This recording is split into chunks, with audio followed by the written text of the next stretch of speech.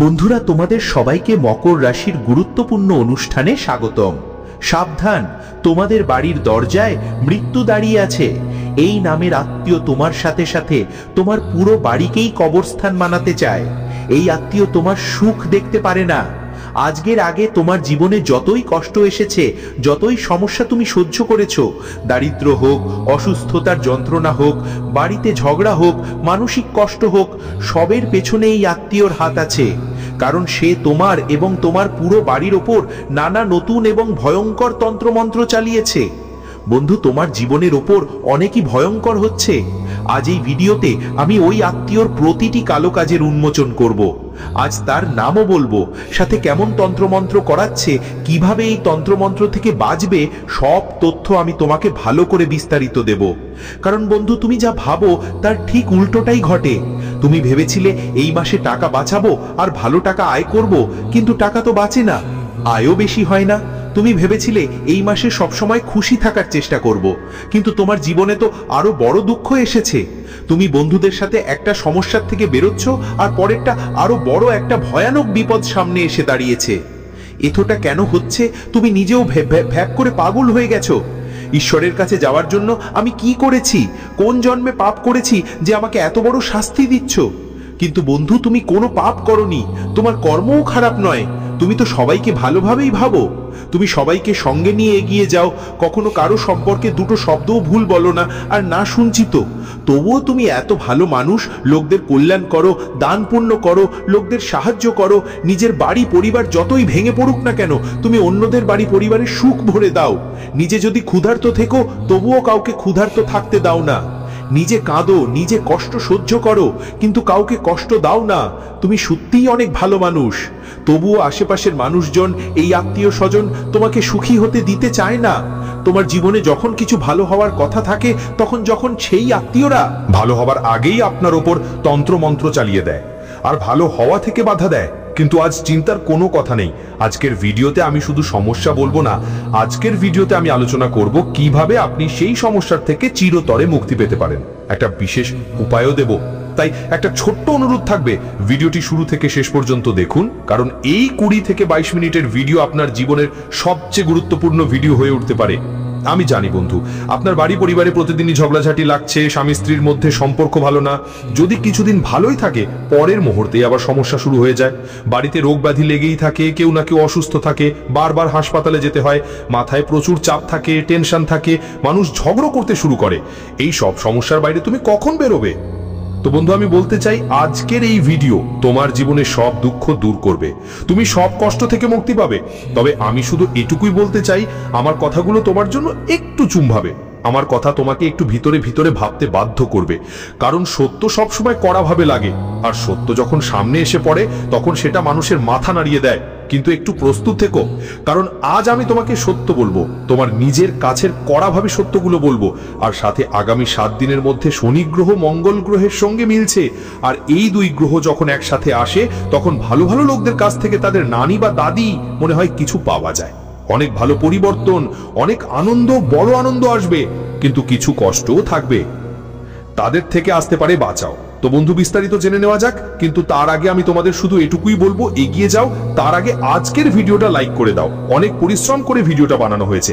ভিডিওটা বানানো হয়েছে শুধু তোমাদের জীবনে যে যন্ত্রণাগুলো প্রতিদিন সহ্য করছো, যে তন্ত্রমন্ত্র তান্ত্রিক কাজের ঝামেলা থেকে তোমাকে বের করে আনতে। তাই ভিডিওটা লাইক করো, আর কমেন্ট বক্সে প্রথমেই সৎ মন আর সত্যিকারের ভক্তি দিয়ে জয় শ্রীকৃষ্ণা, হর হর মহাদেব, জয় শনিদেব লিখতে ভুলো না। শনিদেবের প্রচুর করুণা তোমাদের ওপর বর্ষিত হবে। আর যদি কোনো সমস্যা থাকে, তো নির্দ্বিধায় কমেন্টে লিখে জানাবেন। দেখুন, যখন আপনি গভীর ঘুমে থাকেন, আপনার পুরো পরিবার, বাড়ির সবাই যখন শান্তিতে ঘুমাচ্ছেন, তখন কেউ আপনার বাড়ির দ্বারে এসে কিছু তন্ত্রমন্ত্র করে, কিছু তান্ত্রিক কাজ করে, ঝাড়ফুঁক করে চলে যায়। আর আপনি যখন সকালে ওঠেন, তখন থেকে আপনার জীবন একদম বদলে যায়, কিন্তু আপনি কিছুই বুঝতে পারেন না। আপনি হয়তো দেখেছেন, যখন বাড়ির ঝাড়ু বের করেন, যেসব নারী বাড়ির ঝাড়ু বের করেন, তারা প্রতিদিন দেখে নেন ঝাড়ুর মধ্যে কোথাও কোনো তন্ত্রমন্ত্র আছে কিনা। যেই জিনিসগুলো ব্যবহার করা হয় সেগুলো যেন আসছে না, যেমন কালো তিল হয়ে গেছে, লোহার পেরেক হয়ে গেছে, লবঙ্গ হয়ে গেছে, কালো মরিচ হয়ে গেছে, কাটা লেবু হয়ে গেছে, অথবা লোহার গোল গোল কিছু চলতে লাগছে। বা কোনো পুতুল হয়ে গেছে। আর বন্ধুদের, তোমাদের বাড়িতে যদি কোনো ছোট বাচ্চা থাকে তাদের খেলনা দেখো। তোমাদের ছোট বাচ্চাদের কাছে যেসব খেলনা আছে সেগুলো দেখো, তাদের কাছে কোনো নতুন খেলনা এসেছে কিনা তাদেরকে জিজ্ঞেস করো এই খেলনাটা কারা দিয়েছে। কারণ সব জিনিস তন্ত্রমন্ত্রে ব্যবহার করা হয়। আর কোনো আত্মীয় স্বজন কোনো অজুহাতে তোমাদের বাড়িতে আসতে পারে, কেউ তন্ত্রমন্ত্র পরেও যেতেই পারে, কিন্তু তারপর আপনার বাড়িতে নেতিবাচক শক্তির বাসা বাঁধবে। আপনার বাড়ির সুখ শান্তি বন্ধ হয়ে যাবে, বাড়ির লক্ষ্মী চলে যাবে, বাড়িতে ঝগড়া শুরু হয়ে যাবে, অসুস্থতাও আসতে শুরু করবে। তো বন্ধু, মূল কথা কি? আপনার বাড়ি আর কি। তাই আপনাকে আপনার বাড়িটা ভালোভাবে রক্ষা করতে হবে, বাড়ি পরিষ্কার পরিচ্ছন্ন রাখতে হবে। যদি মনে হয় হ্যাঁ এমন কিছু আছে, তাহলে বাড়িতে প্রতিদিন যত্ন নিন। বাড়ির প্রধান দরজায় প্রতিদিন গঙ্গা জলের ছিটা ছিটিয়ে দিন। বাড়ির মধ্যে প্রতিদিন গঙ্গা জলের ছিটা দিতে হবে, সাথে বাড়িতে কর্পূরও ব্যবহার করুন। আপনাকে ধোঁয়া করতে হবে। দেখুন, আপনার বাড়ির যে পুজো ঘর আছে, হ্যাঁ, যেখানে দেবতাদের স্থাপন করা হয়, সেই পুজো ঘরই আপনার সব সমস্যার সমাধান করতে পারে। আপনাকে আপনার পুজো ঘরে কিছু নিয়ম মেনে চলতে হবে। সবচেয়ে গুরুত্বপূর্ণ ব্যাপার হলো, আমি আপনাকে একটা উপায় বলছি। যখনই আপনি পুজো করবেন তখন একটা পিতলের দীপক নেবেন। হ্যাঁ, একটা পিতলের দীপক। ওই পিতলের দীপকে 5টা রুইয়ের বত্তি লাগাতে হবে, অর্থাৎ 5টে প্রদীপে 5টা বত্তি লাগবে। ওই 5টা বত্তি আলাদা আলাদা দেবতার জন্য হবে। প্রথমটি আপনার বাড়ির জন্য, সকল দেবদেবীর জন্য। দ্বিতীয়টা হলো বজরঙ্গবলী। তৃতীয় হলো মহাদেব অর্থাৎ কালো কাল মহাকাল। চতুর্থ হলো মহাকালিক অর্থাৎ কালিকা মায়ের নামে, হ্যাঁ, কালিকা মাতার নামে। আর পঞ্চম হলো ব্রহ্মাণ্ডের সমস্ত শক্তির নামে। আপনাকে 5টি প্রদীপ জ্বালাতে হবে। 5টি প্রদীপ জ্বালানোর সময়, প্রতিটা প্রদীপে আগুন ধরানোর সময় আপনাকে নিজের সমস্যাগুলো ভগবানকে বলতে হবে। ভগবানের প্রতি মনোযোগ দিতে হবে। তন্ত্রমন্ত্রের মাধ্যমে জীবনের কষ্ট ও সমস্যাগুলো থেকে মুক্তি পেতে এই পদ্ধতি অনুসরণ করতে হবে। আপনি দেখবেন মাত্র কয়েক ঘন্টার মধ্যেই আরাম পেতে শুরু করবেন। আপনার বাড়িতে যে কষ্টগুলো আপনি ভোগ করছেন, ধীরে ধীরে সেগুলো থেকে মুক্তি পাওয়া শুরু হবে। আর যদি কোনো শত্রু করেছে, কোনো আত্মীয় কোনো ফাঁদে ফেলে আপনাকে তন্ত্র মন্ত্র করিয়ে দিয়েছে, আপনার সুখ কেড়ে নিয়েছে, তাহলে তাও আপনি মুক্তি পেতে শুরু করবেন। তো এই উপায়টা আমি তো শুরুতেই বলে দিয়েছি, কিন্তু এর মানে এই না যে পুরো ভিডিও শেষ হয়ে গেছে। কারণ এখন আমি আপনাদের এমন একটা সত্য বলবো যা শুনে আপনার রোমাঞ্চ ছুটবে। সেই শত্রুর নাম আমি এখনই তোমাকে দেব, আর কিভাবে বাঁচতে হবে সেটাও আমি তোমাকে বলবো। শুধু তোমাকে আমার সাথে শুরু থেকে শেষ পর্যন্ত থাকতে হবে। বন্ধুরা, একদম মনোযোগ দিয়ে শোনো আমার প্রতিটা কথা, আজই মানো। বন্ধুরা, এই শত্রু তন্ত্রমন্ত্রে থেকে অনেক দূরে থাকতো বন্ধুরা, তোমাদের বিরক্ত করত, কিন্তু এখন এটা তোমাদের বাড়ির দরজায় এসে পৌঁছেছে এবং এতটা বিপজ্জনক জাদু টোনা করছে, যার কারণে তোমাদের বাড়ির প্রতিটা সুখ বন্ধ হয়ে গেছে। তোমাদের বাড়ির লোকদের বন্ধুরা হৃদয়ের ধড়কনে পর্যন্ত এই তন্ত্রমন্ত্র প্রভাব ফেলছে, যার ফলে তোমাদের বাড়িতে হঠাৎ বড় বড় সমস্যা এসে পড়েছে। বন্ধুরা, আমি তোমাদের বলে দিই, এই শত্রু তোমাদের পিছু অনেক বছর ধরে লেগেই আছে, কিন্তু এখন এই শত্রু নতুন নতুন জাদু টোনা মন্ত্রতন্ত্র শিখে ফেলেছে। এটা তোমাদের বাড়ির দরজায় জাদু কর্ম করে যাচ্ছে, যার কারণে তোমাদের ঘর পরিবার সবকিছু ভেঙে পড়েছে। তোমাদের ভাগ্যও বন্ধ হয়ে গেছে, তোমাদের ধন সম্পদের রাস্তা বন্ধ হয়ে গেছে। এখন তুমি যতই পরিশ্রম করো, যতই হাড় মাংস ছড়াও, বেশি টাকা কামাতে পারবে না। বন্ধু, তুমি কর্য ডুবে যাচ্ছ, এটা আমি জানি কেন হচ্ছে সেটা। এই শত্রুর তন্ত্রমন্ত্র আর ষড়যন্ত্রের কারণে সে তোমার ওপর এমন কালো জাদু করেছে যে তুমি কুড়িতে আটকা পড়ে গেছো। তোমার আয় এখন আর ঠিকঠাক নেই, তোমার পরিবার ও বন্ধুদের সবাই অনেক বেশি অসুস্থ হয়ে পড়েছে, বাড়ির ছোট ছোট বাচ্চাদেরকেও বাঁচায়নি এই শত্রু। বন্ধু, তোমার পরিবারের বাচ্চাদের ওপরও সে তন্ত্রমন্ত্র চালিয়েছে। এখন তুমি ভাবছো আমি কি করব, এই শত্রুর নাম কি, কিভাবে এর থেকে মুক্তি পাবো? তাহলে দেখো, এই ভিডিওতে আমি সব তথ্য দেব। দেখো বন্ধুরা, কিছু ভুল আপনারই। হ্যাঁ বন্ধুরা, ভুল আপনার কারণেই এই শত্রু এত আজ শক্তিশালী হয়ে গেছে। এই শত্রুকে আপনি নিজেই খোলা ছাড় দিয়েছেন, যার কারণে বন্ধুরা এই শত্রু আপনার বাড়ির দরজায় পৌঁছে গেছে বন্ধুরা। আর আপনার বাড়ির দরজার মুখে তন্ত্রমন্ত্রও করছে। দেখো বন্ধুরা, শত্রুরা যেগুলো হয় না বন্ধুরা, তারা আমাদের ধ্বংস করার জন্য কোনো সীমা মানে না, সব সীমা পেরিয়ে যেতে পারে বন্ধুরা। যতই পিঠে পড়তে হোক তারা পড়ে যায় বন্ধুরা। তাদের একটাই উদ্দেশ্য, আমাদের কষ্ট দেওয়া, আমাদের মাটির সাথে মিলিয়ে ফেলা, আমাদের রক্তের অশ্রু ঝরানো। আর যখন এই শত্রুরা তাদের পরিকল্পনায় সফল হয়ে যায়, তখন তাদের অনেক খুশি লাগে। যখন তুমি বন্ধু সমস্যায় থাকবে, তোমার পরিবার সমস্যায় থাকবে, তখন এই শত্রুদের অনেক আনন্দ হবে বন্ধু। মনেই মনে তারা খুব খুশি হবে, কারণ তোমরা সমস্যায় আছো বন্ধু। ভুল তোমাদেরই। কোন ভুল? দেখো, তুমি অনেক বেশি ভান করছো। দেখো বন্ধু, ভান করা উচিত, কিন্তু এতটাও বেশি নয়। দেখো, তুমি জানো না যা চোখে পড়ে সেটা অনেক বিপজ্জনক হয়। যদি কোনো শত্রুর কালো নজর কারো উপর পড়ে, তাহলে সেই হাসি খুশি মানুষটা অসুস্থ হয়ে পড়ে। কখনো কখনো সে এতটাই অসুস্থ হয়ে পড়ে যে মারা যায়। কোনো শত্রুর কালো নজর যদি কোনো সুখী হাসি খুশি পরিবারের উপর পড়ে, তাহলে সেই পরিবার ধ্বংস হয়ে যায়। একের পর এক ওই পরিবারের সবাই মারা যায় বন্ধুরা। মানুষের নজর অনেক ভয়ঙ্কর। কেউ কারো এত কালো নজর রাখতে পারে যে তার 7 পুরুষ পর্যন্ত ধ্বংস করে দেয়। তো বন্ধুরা, আজকাল একটা রেওয়াজ চলছে। হ্যাঁ বন্ধুগণ, একটা রেওয়াজ চলছে যে যদি কোথাও হোটেলে গিয়ে খেতে চাও, তাহলে খাওয়ার আগে সেই খাবারের ছবি তুলে স্ট্যাটাসে দেবে আর সবাইকে দেখাবে। আত্মীয় স্বজনকে, বন্ধুদের, প্রতিবেশীদের ফোনে দেখাবে যে আজ আমি হোটেলে গিয়েছিলাম আর সেখানে এই খাবারটি খাচ্ছি। দেখো বন্ধু, তুমি হোটেলে গিয়েছো এটা ভালো কথা, তুমি খেয়েছো এটা আরো ভালো কথা, কিন্তু ছবি নিয়ে ইনস্টাগ্রাম বা হোয়াটসঅ্যাপে পোস্ট করলে কি লাভ?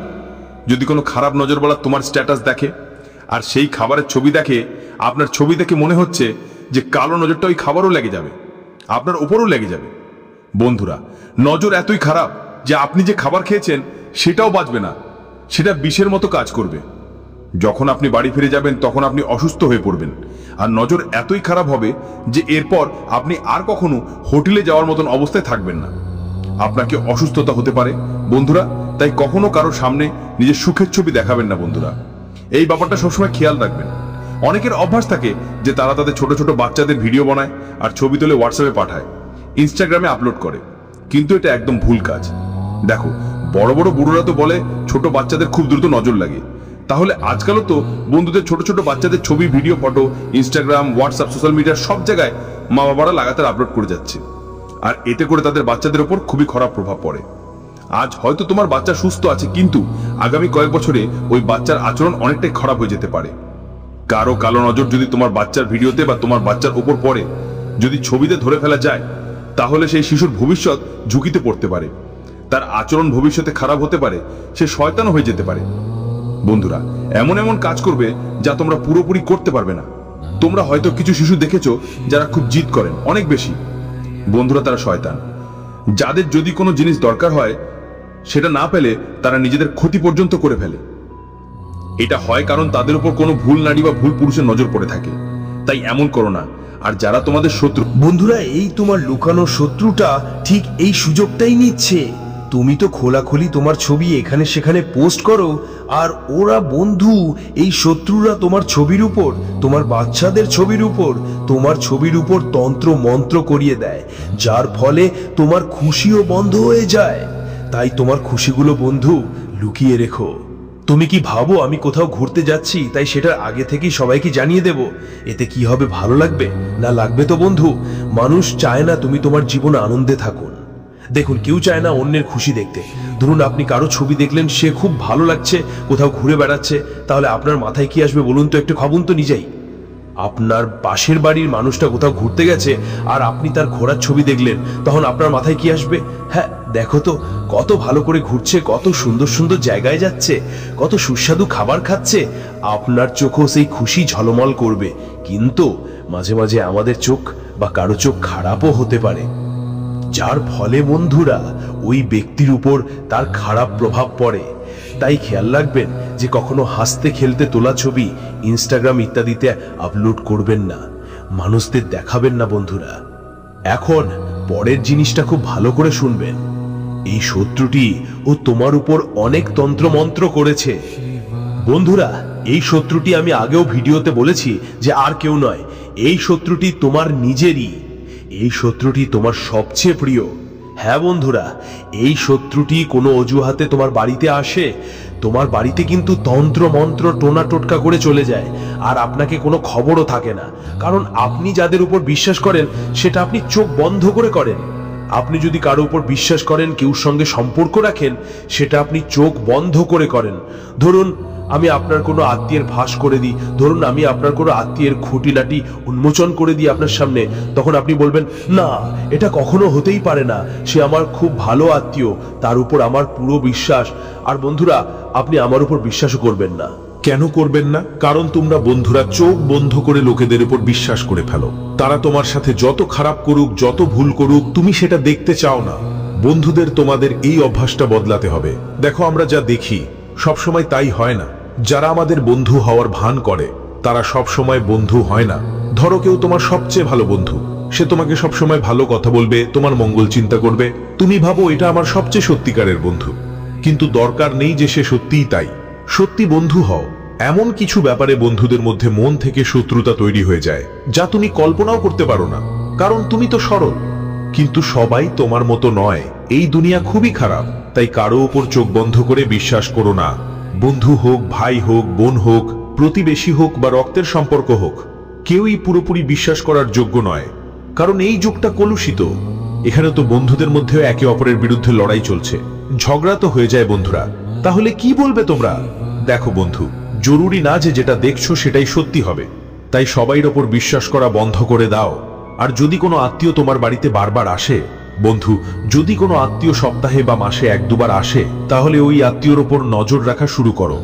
কোথাও সে কোনো অজুহাতে তোমার বাড়িতে এসে তোমার ঘরের দরজায় বা ঘরে টোনা টোটকা তন্ত্রমন্ত্র করছে তো, এটা সব সময় মনে রাখবে। সাথে সাথে তোমাদের যারা বাচ্চা আছে, ছোট ছোট বাচ্চারা না, তাদের স্বভাবই এমন যে তারা পাশের বাড়িতে চলে যায়। ছোট বাচ্চাদের অনেক অভ্যেস থাকে যে কখনো প্রতিবেশীর বাড়িতে চলে যায়, কখনো কোনো আত্মীয়ের বাড়িতে চলে যায়। কিন্তু খেয়াল রাখবেন আপনারা, বাচ্চাদের বুঝিয়ে বলবেন যে যদি কোনো প্রতিবেশী কিছু খাওয়ার জন্য দেয় তাহলে খাবেন না, কোনো আত্মীয় বা পরিচিত কেউ কিছু খাওয়ার জন্য দেয় সেটাও খাবেন না।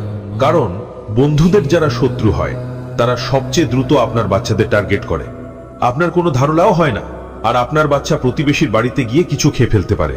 আপনার বাচ্চাকে এমন কিছু খাওয়ানো যেতে পারে যেটা তন্ত্রমন্ত্রের সঙ্গে জড়িত। বন্ধুরা, এর ফলে আপনার বাচ্চা তন্ত্রমন্ত্রের ফাঁদে পড়তে পারে, আপনার বাচ্চা কারো কাবুতেও চলে যেতে পারে। অনেক সময় আপনি দেখছেন বাচ্চাটা একদম অস্থির থাকে, এখানে ওখানে ঘুরে বেড়ায়, আর এমন বাচ্চাদের আচরণে, তাদের বন্ধুর আচরণেও দ্রুত পরিবর্তন আসে। কখনো কখনো লোকজন বাচ্চাদের ওপর তন্ত্রমন্ত্র টোনা টোটকা করে দেয় বা এমন কিছু জিনিস তাদের খাওয়ায় যার ফলে তাদের পুরো পরিবার আবার সমস্যায় পড়ে যায়। সেই বাচ্চা হয়তো খুব দ্রুত অসুস্থ হয়ে পড়ে বা খুব বেশি রেগে যায়। বন্ধুরা, নিশ্চয়ই দেখেছেন কেউ বাচ্চা অনেক বেশি রেগে যায়। কেন রেগে যায় তার পেছনের কারণ কখনো জানার চেষ্টা করেছেন? না তো বন্ধুরা, এই জন্য নিজের বাচ্চাকে যদি কোথাও প্রতিবেশীর ঘরে পাঠান, ভালো করে বুঝিয়ে দিন কেউ প্রতিবেশী বা আত্মীয় যদি তাকে কিছু খেতে দেয় তা যেন না খায়। এই বিষয়ে খেয়াল রাখবেন। আরেকটা জিনিস হলো, আপনার প্রতিবেশী, আপনার আত্মীয়, সে আপনাকে কিছু খাবার দেয়। ধরো তোমার প্রতিবেশী তোমার বাড়িতে এসে বলল আমি মিষ্টি খেয়েছি, তো বন্ধুরা যদি তোমার বিশ্বাস থাকে খেতে পারো, কিন্তু অন্ধবিশ্বাস করা ঠিক নয়। দেখো, বারবার এমন হয় বন্ধুরা, যখন তোমার প্রতিবেশী কিছু খাবার দিতে আসে তখন খেও না, একদম খেও না। এমনটা না যে তোমার প্রতিবেশী সত্যিই তোমার শুভাকাঙ্ক্ষী, সত্যিই মন থেকে সম্পর্ক রাখে। কখনো কখনো বন্ধুরা ঈর্ষার কারণে বা ছোটখাটো শত্রুতার কারণে আমাদের প্রতিবেশী শত্রুতেও পরিণত হতে পারে, আর এমন কিছু জিনিসও দিতে পারে যা আমাদের ক্ষতি করতে পারে। একটা কথা মনে রাখবেন, শত্রুর নাম বলবো, টেনশন নেবেন না, শত্রুর নাম বলবো, কিন্তু পুরো ব্যাপারটা আপনাকে বুঝে নিতে হবে। আগে শুনুন। অনেক সময় আমাদের বাড়িতে কেউ বড় আসলে আমরা তার পায়ে হাত দিই, পা স্পর্শ করি, কিন্তু আপনাকে এটা করতে হবে না। হ্যাঁ বন্ধু, একটা কথা মনে রাখবেন, পা স্পর্শ একদম করবেন না। কেন বলছি একটু শুনুন। ধরুন আপনার কোনো আত্মীয় আপনার বাড়িতে এসেছে, তখন আপনি তার পা স্পর্শ করেন, কিন্তু করবেন না।